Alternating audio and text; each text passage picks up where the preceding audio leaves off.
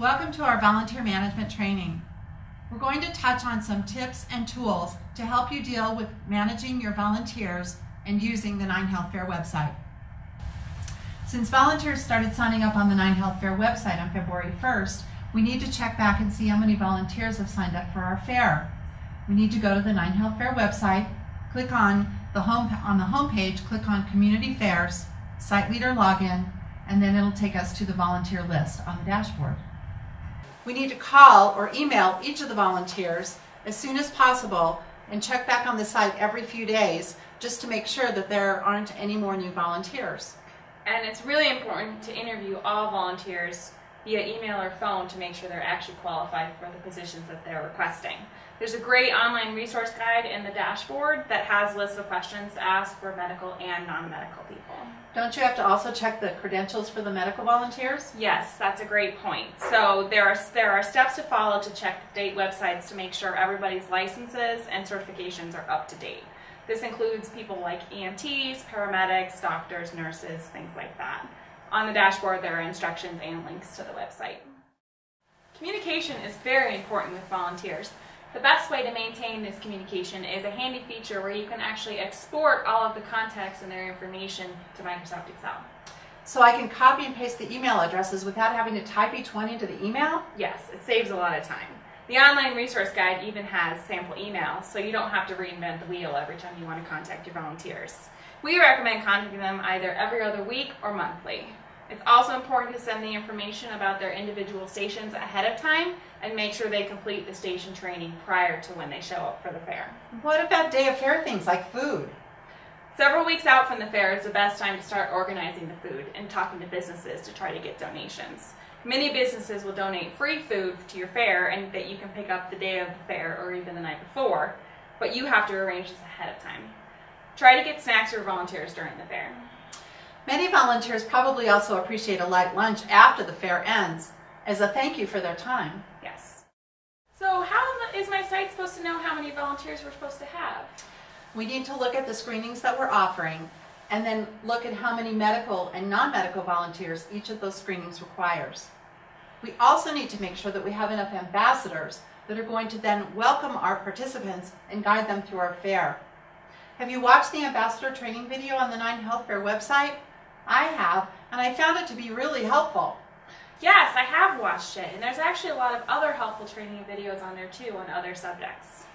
Planning for volunteers by reviewing the screenings that you're offering is really important. Having too many volunteers can lead to boredom and unhappy volunteers. Having too few can stretch your workforce a little too thin. Now that you have most of your volunteers signed up, it's important to assign one person to each station as a station leader. You have to contact these volunteers ahead of time to make sure that they're willing to do these positions. The easiest way to do this is to export everybody's names to Microsoft Excel, and it's important to also have backups in case people are unable to come.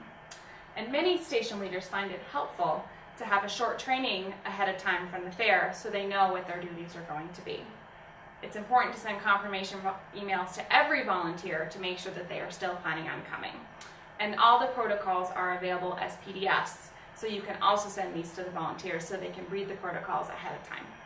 To make sure that each one of our volunteers have their protocol at hand at our fair, I'm going to make a copy of the protocol and have one available at each station.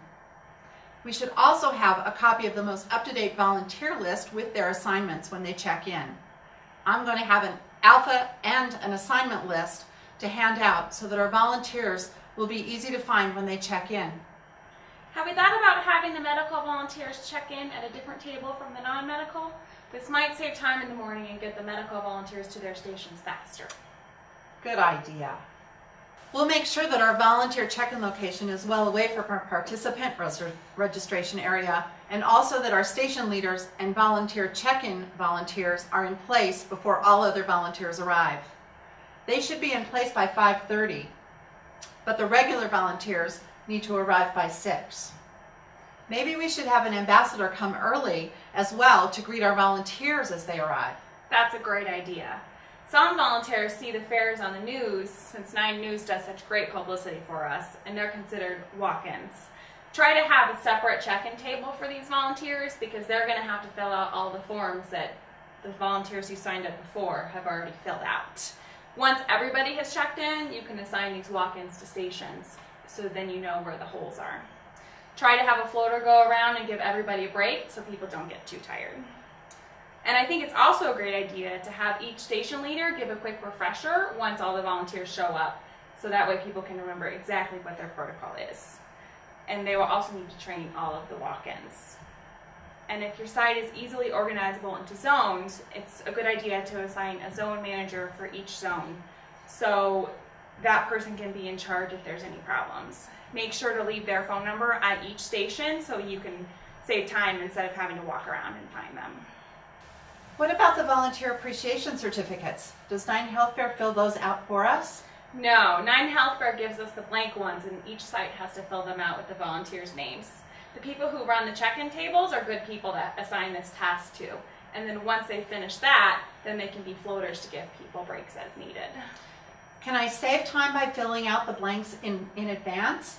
Maybe I could use that Excel spreadsheet and do a merge to the PDF document to be able to fill in the names and the date of my fair. That's a great time-saving idea, but make sure to bring extras for the walk-ins. That's true. But I can find that template on the 9 Health Fair resource page. Yes. And then print out extra ones. Yes.